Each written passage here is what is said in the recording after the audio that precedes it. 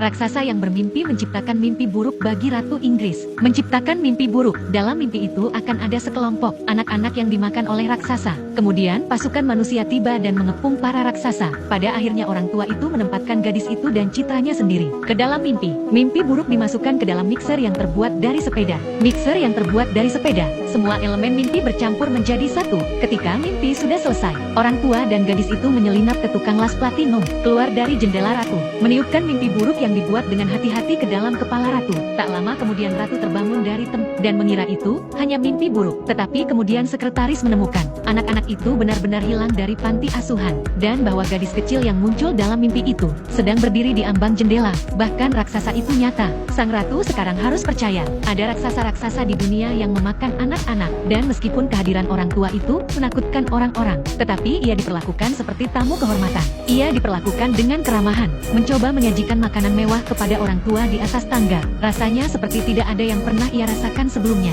Dalam beberapa saat, para jenderal senior Inggris tiba. Orang tua itu menunjukkannya pada peta lokasi para raksasa. Dalam 10 jam mereka akan keluar untuk mengepung para raksasa. Sebagai imbalannya, orang tua itu menuangkan segelas minuman kepada semua orang yang hadir. Air soda buatan sendiri, termasuk anjing Gyo kerajaan, dan meminumnya. Setelah itu semua orang berada di tempat.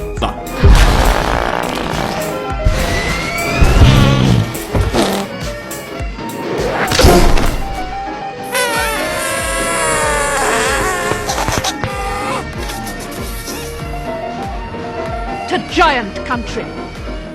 Sang ratu mengirim angkatan udaranya, dipimpin oleh orang tua itu. Mereka tiba di malam hari di negeri para raksasa. Sebelum aksi, orang tua itu telah memberikan mimpi buruk kepada para raksasa itu, untuk menyadarkan mereka bahwa memakan orang itu salah. Tetapi ketika hal itu dilakukan, orang tua itu menyadari, ia telah meninggalkan trompet impiannya dengan tukang las platinum. Jadi tanpa mengucapkan sepatah kata pun, gadis itu, dan melompat ke dalam raksasa dengan mimpi buruk dalam pelukannya. Tetapi secara tidak sengaja membangunkan raksasa. Gadis itu menghancurkan botol. Dia menghancurkan botol itu dan memberikan mimpi buruk bagi para raksasa lainnya. Ketika mereka terbangun, mereka semua menyesal telah memakan orang. Tetapi hanya bos para raksasa yang begitu bertekad untuk mengubah caranya. Saat ia mengepalkan tinjunya dan bersiap untuk memukul orang tua itu, helikopter muncul tepat pada waktunya untuk mengikat pergelangan tangan raksasa itu. Pasukan khusus diterjunkan ke bawah, dan dengan semangat yang sama seperti dalam pertempuran, satu persatu, para raksasa tertangkap dalam jaring. Mereka dijatuhkan di udara. Kemudian angkatan udara menjatuhkan para raksasa di pulau terpencil.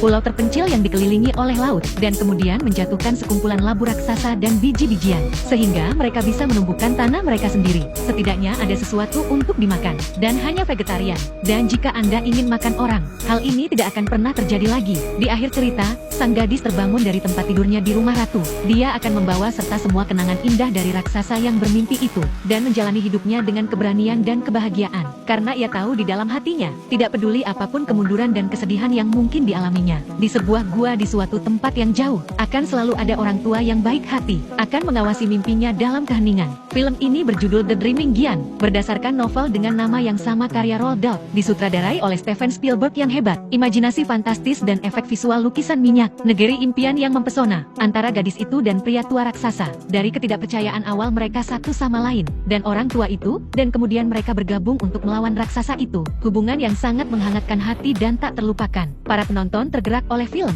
Film ini tidak hanya untuk anak-anak. Ini juga didedikasikan untuk semua orang dewasa. Tidak peduli betapa gelapnya dasar kehidupan. Jangan kehilangan kemampuan untuk bermimpi. Nah, itu saja untuk cerita hari ini. Jika Anda memiliki cerita yang ingin Anda dengar, film yang ingin Anda tonton, Anda dapat memberitahu saya. Saya akan memberitahu Anda. Sampai jumpa di lain waktu. Sampai jumpa. Translated.